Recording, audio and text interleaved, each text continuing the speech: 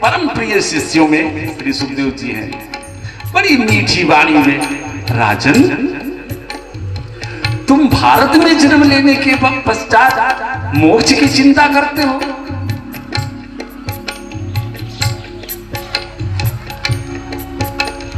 श्री सुखदेव जी ने कहा, राजन मोक्ष को तुम बहुत बड़ी चीज मानते हो। भारत में 16 स्थान ऐसा है कि जहां मृत्यु होने पर कितना भी अधम, कितना भी पापी हो तो उसका मोक्ष तो वैसे हो जाना है। पहला नाम लिया जिस तट पर श्री सुखदेव जी महाराज, परीक्षित महाराज बैठे हैं गंगा तट पर। कहा महाराज पहला स्थान तो गंगा जी को देखो। अरे मरने वाला व्यक्ति मुंह से एक बार गंगा बोल दे तो उसका मोक्ष हो जाता है और तुम मोक्ष की चिंता कर रहे हो। अरे गंगा भैया भी ना,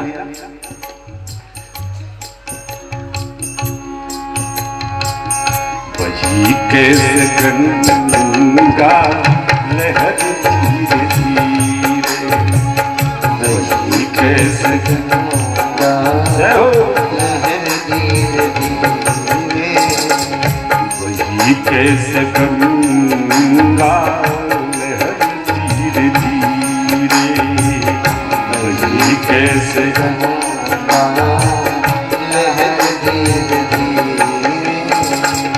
हरिद्वार में कैसी शोभा से माता, हरिद्वार में कैसी शोभा से माता, पहाड़ों से आई उतर धीरे धीरे, पहाड़ों से आई उतर धीरे धीरे, कैसे गंगा लहर धीरे धीरे, कैसे भोला तुम जाओ।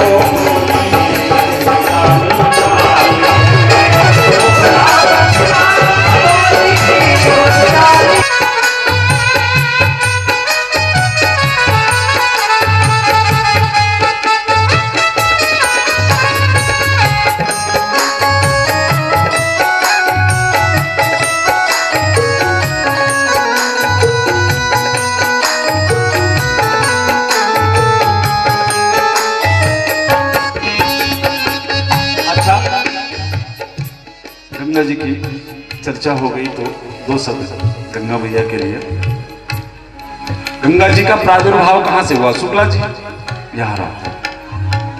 देखो गंगा जी का महत्व, अगर भगवान नारायण हैं तो गंगा की कृपा से, अगर भगवान शिव हैं तो गंगा की कृपा से, और भगवान ब्रह्मा यदि ब्रह्मा हैं तो गंगा की कृपा से। गंगा श्री नारायण के चरणों में है, चरणों से निकली है गंगा। चरणों में गंगा तो समस्त जगत के पालन की क्षमता है नारायण में। भगवान शिव के जटाओं में गंगा और ब्रह्मा जी के कमंडलों में गंगा। अब गंगा जी की एक सबसे बड़ी विशेषता यह है कि यदि कोई साधारण जीव भी गंगा तट पर जाकर के और डुबकी लगाए तो उसे गंगा मैया ब्रह्मा विष्णु और महेश तीनों की उपाधि एक साथ दे देती है। कैसे? गंगा तट पर गए, वस्त्र उतारा, जैसे आपने गंगा में पांव रखा, गंगा आपके चरणों में आई, उस समय आप साक्षात नारायण के सदृश हो गए, क्योंकि चरणों में गंगा है। डुबकी लगाई तो गंगा सर पे आई, अब आप तुरंत शिव रूप में आ गए। और स्वाभाविक है जो गंगा स्नान को जाता है वो किसी न किसी पात्र में, किसी न किसी कमंडलों में गंगा जी को अपने साथ जरूर लेकर के आता है। तुरंत उसे ब्रह्मा की उपाधि देती है गंगा। महाराज श्री सुखदेव जी महाराज इसी बात को सिद्ध कर रहे हैं कि राजन, भारत में जन्म लेने के बाद में तुम्हें मोक्ष की चिंता। यहां तो ऐसी ऐसी नदियां हैं जो जीव को मोक्ष प्रदान कर देती हैं, ऐसे ऐसे वृक्ष हैं कि उसके नीचे शरीर छूट जाए तो जीव का मोक्ष हो जाए, ऐसी ऐसी पुरियां हैं कि वहां जीव की सदगति हो जाए। एक किसी कल्याण के विशेषांक में मैंने पढ़ा था, इसी कलकाल की घटना है। कलकत्ता से एक सेठ माघ मेला चल रहा था, अपने पुरोहित को साथ में लिया, बेटा भी साथ में हुआ। आ गए इलाहाबाद गंगा स्नान के लिए, एक शिविर ले लिया, सभी उसी में ठहरे। पुरोहित जी रात में सोने के बजाय सोचा थोड़ा चल करके भ्रमण कर लूं, थोड़ा गंगा के किनारे टहल लूं। टहलते टहलते काफी दूर चले गए तो अचानक एक जगह गंगा तट पर ही उन्हें बड़ा सुंदर सा मंडप दिखाई दिया। खूब सुंदर पंडाल बना हुआ है, खूब हर्षोल्लास के साथ वहां लोग, मिठाइयां बन रही है, मंडप सजाया जा रहा है, एकदम शादी का माहौल है कि जैसे किसी की शादी होने वाली है। पंडित जी कौतूहल बस उस पंडाल में पहुंच गए। एक व्यक्ति से पूछा, भैया आप लोग कौन हैं? उसने कहा, महाराज हम भूत लोग हैं। अजी पंडित जी ने सोचा, भूत लोग? हमारा हम भूत लोग हैं। अच्छा भैया, तो ये क्या होने वाला है यहाँ? उस भूत ने कहा, महाराज कल मेरी बेटी का विवाह है इस मंडप में। पंडित जी ने सोचा, बड़ा आश्चर्य की बात है, विवाह है? अच्छा, तो तुम्हारी बेटी, अब इसका विवाह किसी भूत से ही होना होगा? बोले हाँ। उस भूत ने बताया, आज कलकत्ते से एक सेठ आया है इस मेले में, उसके साथ उसका बेटा है, कल उसको एक सांड मारेगा, वो मर जाएगा और उसी के साथ मेरी बेटी का विवाह होगा। पंडित जी के पैर के नीचे की जमीन खिसक गई, भागे भागे आए। सेठ जी ऐसी बात है। सेठ जी भी ईश्वरवादी थे, ईश्वर पर विश्वास रखते थे, जो लिखा होगा वही होगा, कौन डाल सकता है। पर बेटे को सुबह समझाया, बेटा आज तो शिविर से मत निकल, आज तो निवास कर। अब अगर हमने माता पिता की बातें जीवन में मानी हो तो उसका फल मिलेगा। बेटा उद्दंड था, अरे ऐसा कुछ नहीं होता। सुबह बेटा शिविर से निकला, सामने से वास्तव में एक लंबी सींग वाला सांप निकला। महाराज बस दुख नहीं है, आप वहां गए और प्रसन्न हैं, हंस रहे हैं, मुस्कुरा रहे हैं, तो शायद रिश्तेदारी खत्म ही हो जाएगी फिर, इसलिए दुख की भी जरूरत है। ये दोनों आपकी वस्तु है, लेकिन इन दोनों को आपने दूसरे के हाथ में दे दिया है। महाराज किसी ने आपका सम्मान किया, माला पहनाया, खूब सत्कार किया, तो आप हर्ष से भर गए। और किसी ने दो अपशब्द क्या कह दिया तो आपके मन में विस्माद हो गया। थी आपकी वस्तु, लेकिन दूसरे के हाथ में आपने समर्पित कर दिया। लेकिन धन्य हमारे श्री सुखदेव जी महाराज, निज लाभ तुष्टा। कोई माला पहनाए तो कोई हर्ष नहीं, और कोई गालियां सुनाता रहे तो कोई फर्क नहीं, कोई विस्माद नहीं। पहुंच गए सभा में, सारी सभा खड़ी होकर के श्री सुखदेव जी महाराज का स्वागत करती है। और इस सभा में श्री सुखदेव जी के बाबा पर बाबा श्री वशिष्ठ जी ही बैठे हैं। लेख तो यहां तक मिलता है कि जब श्री सुखदेव जी को आते हुए महाराज वशिष्ठ ने देखा तो बड़ी लंबी लंबी जटाएं जो इनके पर बाबा हैं, इन्होंने अपनी जटाओं को उनके रास्ते में बिछा दिया कि श्री सुखदेव जी का चरण पड़ जाए तो मैं पवित्र हो जाऊं। चारों तरफ भीड़ थी, एक सिंहासन रिक्त था, वो इसलिए कि इस सिंहासन पर बैठने वाला ही महाराज के मुक्ति का उपाय बताएगा। चारों तरफ देखा, एक सिंहासन खाली देखा, उसी पर आकर के बैठ गए। उनके लिए तो जैसे सिंहासन वैसे जमीन, कोई पतन में नहीं, बैठ गए। तुरंत महाराज ने चरणों में साष्टांग दंडवत प्रणाम किया।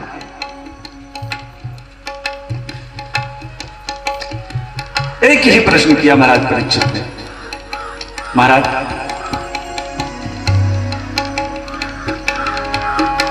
अतः पृच्छामि संसिद्धि योगी परम गुरु। सारी व्यथा सुना महाराज। 7 दिन में मरने का साफ मिला है, मोक्ष का कोई साधन बताइए। सुखदेव जी मुस्कुराए,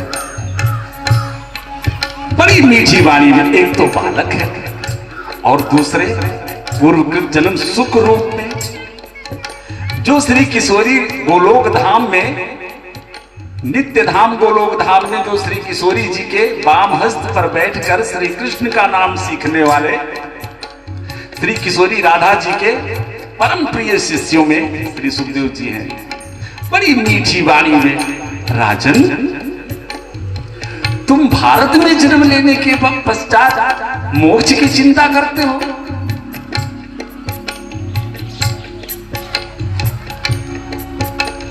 श्री सुखदेव जी ने कहा, राजन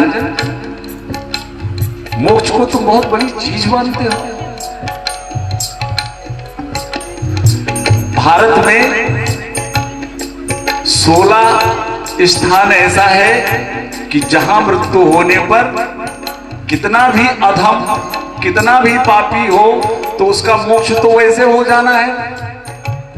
पहला नाम लिया जिस तट पर श्री सुखदेव जी महाराज, परीक्षित महाराज बैठे हैं गंगा तट पर। कहा महाराज पहला स्थान गंगा जी। अरे मरने वाला व्यक्ति मुंह से एक बार गंगा बोल दे तो उसका मोक्ष हो जाता है, तो मोक्ष की चिंता करता है। अरे गंगा मैया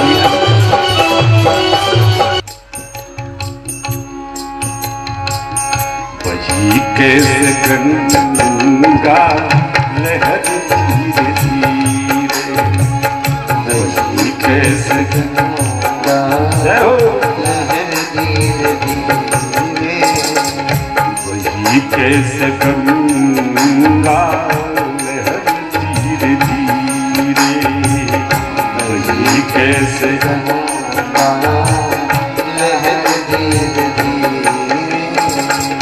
हरिद्वार में कैसी शोभा से माता, हरिद्वार में कैसी शोभा से माता, पहाड़ों से आई उतर धीरे धीरे, पहाड़ों से आई उतर धीरे धीरे, कैसे गंगा लहर धीरे धीरे, कैसे गंगा लहर धीरे धीरे।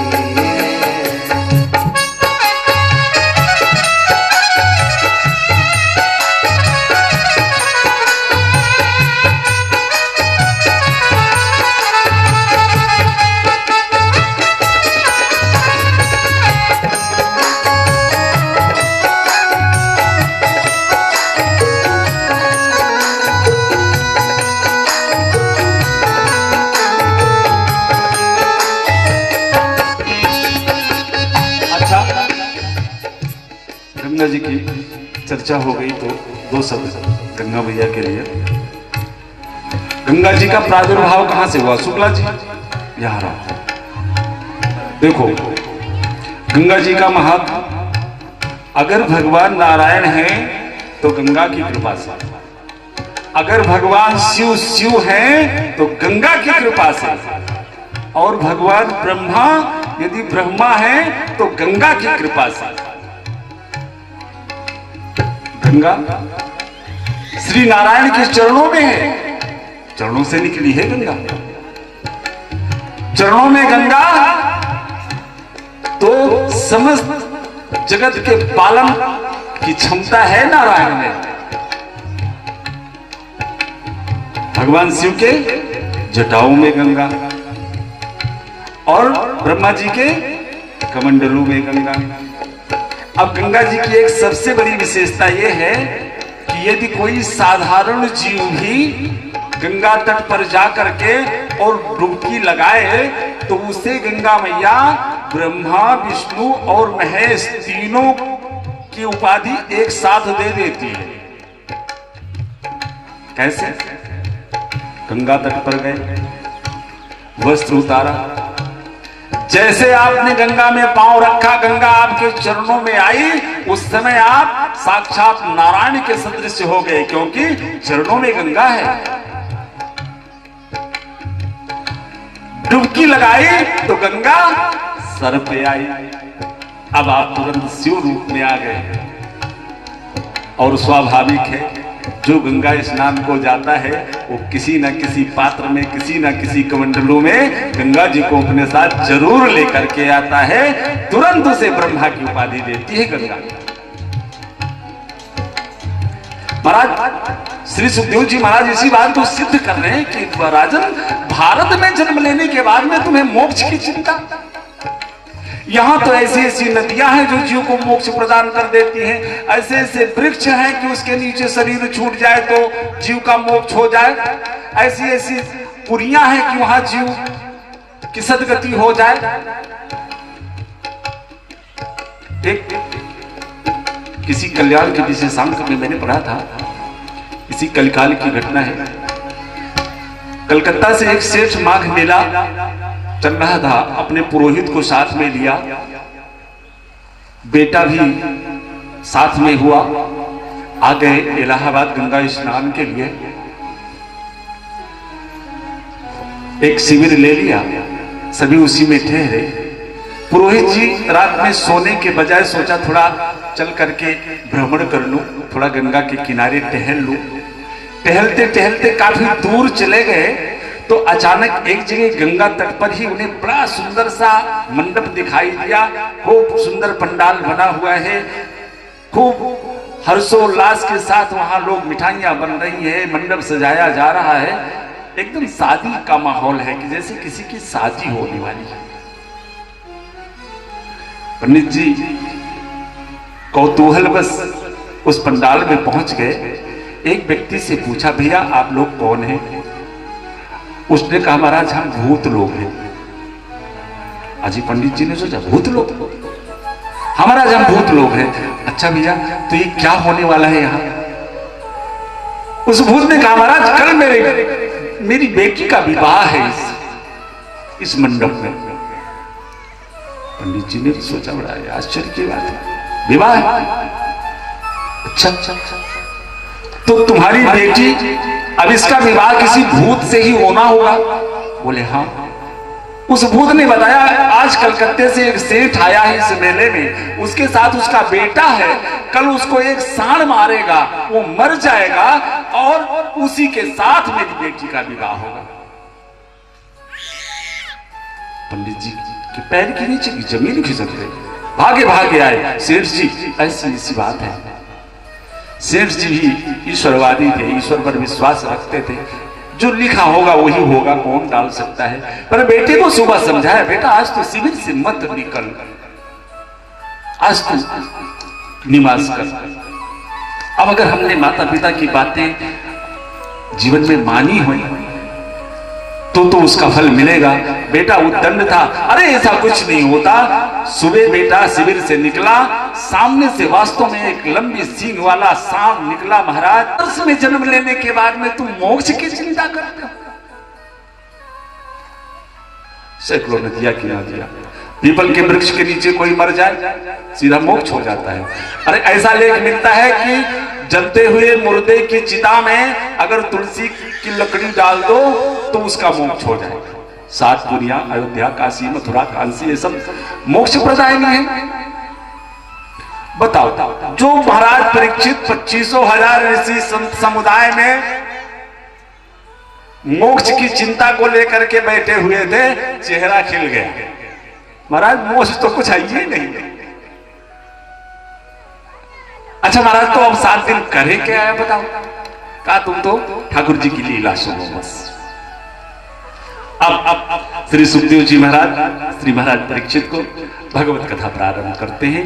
भगवान के 24 अवतार और इन्हीं 24 अवतारों में संपूर्ण लीलाएं हो जाती हैं। चूंकि इस समय अभाव तो है। प्रथम अवतार श्री सुखदेव जी महाराज, एक और पॉइंट की बात बताऊं। श्री सुखदेव जी महाराज से महाराज परीक्षित ने कहा, महाराज एक बात बताओ, आप कहते हो कि मैं भगवत लीला सुनूं, पर ये मन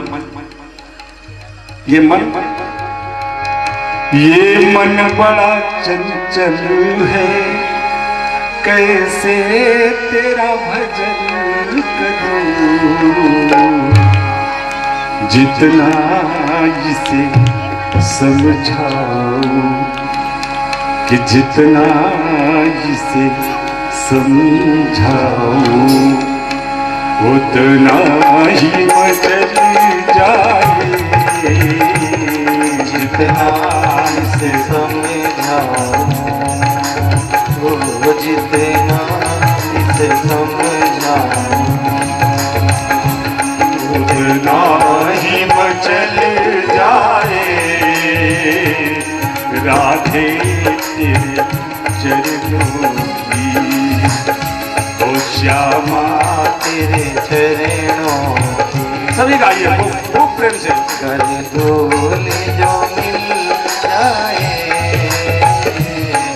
राधे तेरे चरणों की। श्री सुखदेव जी महाराज ने कहा, महाराज आप कथा सुनाओगे, लेकिन इस मन को एकाग्र करने का साधन महाराज परीक्षित से श्री सुखदेव जी महाराज 4 तरीका बताते हैं मन को एकाग्र करने का। और जितने भी ग्रंथ मिलेंगे, जब काम की बात आएगी तो उस रहस्य को जितासनो जित श्वासो जित संगो जितेंद्रिये, पहला काम क्या करना है? जितासनो, आसन पर विजय प्राप्त करो, ब्रह्म मुहूर्त में उठो, ब्रह्म मुहूर्त में स्नान करो। 3 स्नान होता है, एक ऋषि स्नान, दूसरा मनुष्य स्नान और तीसरा राक्षस स्नान।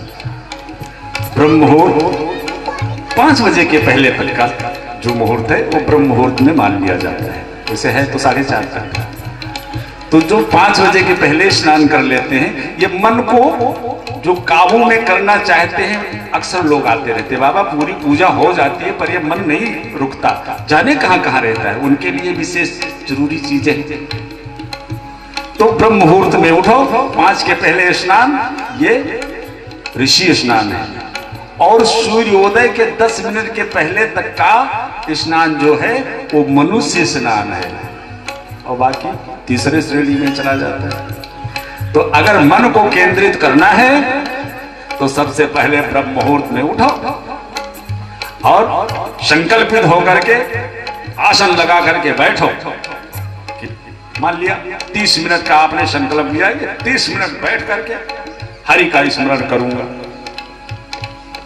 अब जितासनो 30 मिनट के आसन का संकल्प लिया है, 5 मिनट जैसे बीतेगा तैसे ये मन कहेगा यार उठो, कहां बैठे, कहेगा। लेकिन अब संकल्प होना चाहिए। ये एक बार कहा नहीं उठे, दूसरे दिन फिर बोलेगा अरे उठो, हो गया, फिर नहीं उठे, महाराज कितने दिन कहेगा ये? 2 दिन, 4 दिन, 6 दिन, 10 दिन कहेगा। उसके बाद में ये सोच लेगा कि तो कहना मानते नहीं, तो इसे कहना बेकार है। अब पहले दिन अगर संकल्प तोड़ दिया तो कहानी खत्म। तो जितासनो, ब्रह्म मुहूर्त में उठो, ब्रह्म मुहूर्त का स्नान करके संकल्पित होकर के ईश्वर का ध्यान करो, आसन पर विजय पाओ। और दूसरा जितश्वासो, प्राणायाम करो। इस मन का संबंध सांस से बड़ा संबंध है। इस मन का कैसे? देखो, जब मन में क्रोध आता है तो सांसें भी तेज चलने लगती हैं, सीधा संबंध। प्राणायाम करो, कुंभक, रोचक, पूरक, तमाम प्राणायाम विधियां। तो श्री सुखदेव जी महाराज परीक्षित से कहते हैं, राजन आसन पर विजय पाओ, फिर प्राणायाम करो, और फिर जित संगो, असंग हो जाओ। संग हो तो किसका? हम राम जी के राम जी हमारे हैं। ये शरीर ही जब हमारा नहीं है तो इस शरीर से उत्पन्न ये नाते रिश्ते हमारे कैसे हो जाएंगे। तब चौथे में आप ये सोचो कि इस मन को अब हम रोकेंगे। जित संगो जितेंद्रिय। कान जो सुनना चाह रहे हैं वो हम सुनते जा रहे हैं, आंखें जो चाहती हैं वो देख लेती हैं, वाणी जो चाहती है वो बोल देती है। ऐसा नहीं होना चाहिए। होना ये चाहिए कि जो हम चाहें कान वो सुने, जो हम चाहें नेत्र वो देखे, जो हम चाहें वाणी वो बोले।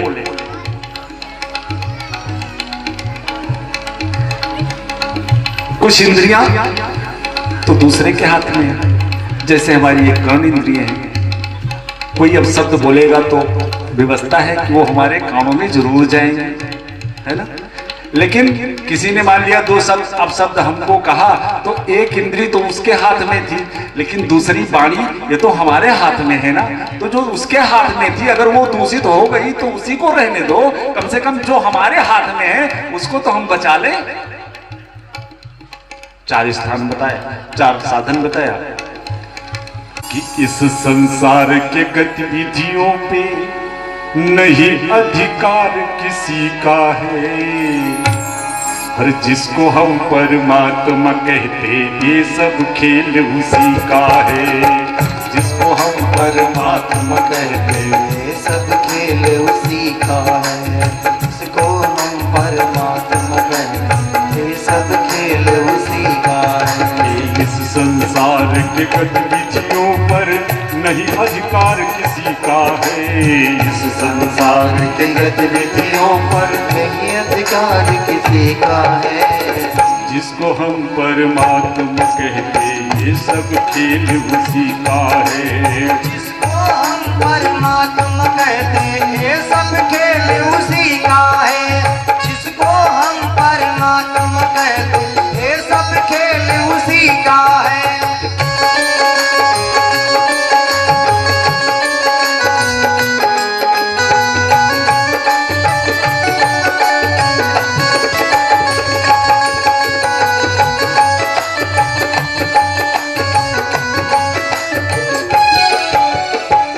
भर को भी नहीं छोड़ता, क्षण भर को भी नहीं छोड़ता, सदा हमारे साथ में है, सदा हमारे साथ में है।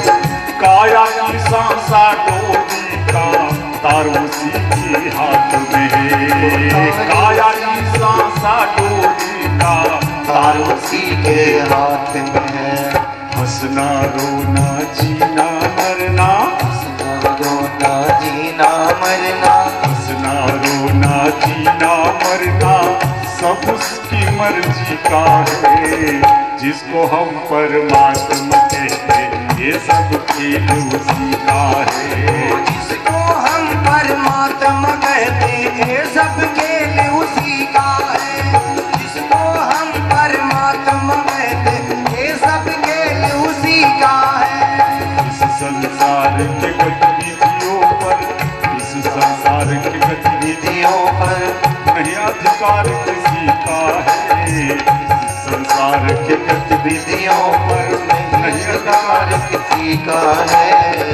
जिसको हम परमात्मा कहते ये सब खेल उसी का है। जिसको हम परमात्मा कहते ये सब खेल उसी का है।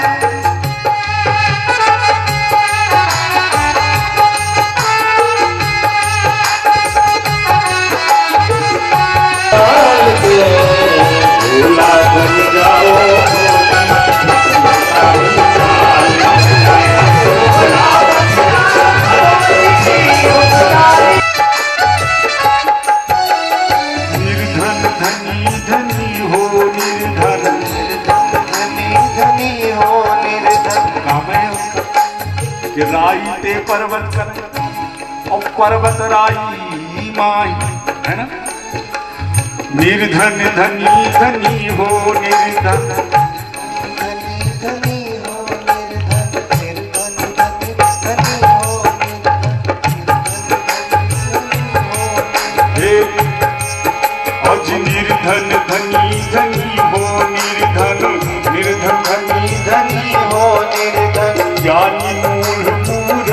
ज्ञानी, ज्ञानी मूर्ख ज्ञानी, सब कुछ अदल बदल देने में कोई नहीं उसका सानी। सब कुछ अदल बदल देने में कोई नहीं उसका ज्ञानी। आज समझदार भी समझ सके ना, समझदार भी समझ सके ना, ऐसा अजब तरीका है जिसको हम परमात्मा कहते हैं। ये सब खेल उसी का है, जिसको हम परमात्मा कहते हैं, ये सब खेल उसी का है। परमात्मा कहते हैं, ये सब खेल उसी का है।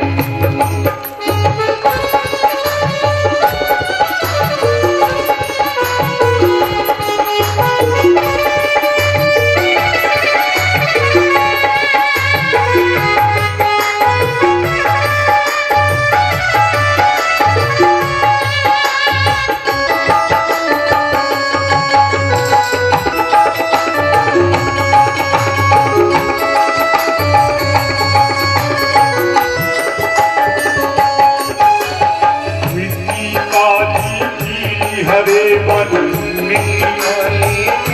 हरे आसमान का रंग नीला, आसमान का रंग नीला, सूर्य सुनहरा चंद्रमा शीतल, सूर्य सुनहरा चंद्रमा शीतल, सब कुछ उसकी ही लीला। सूर्य सुनहरा चंद्रमा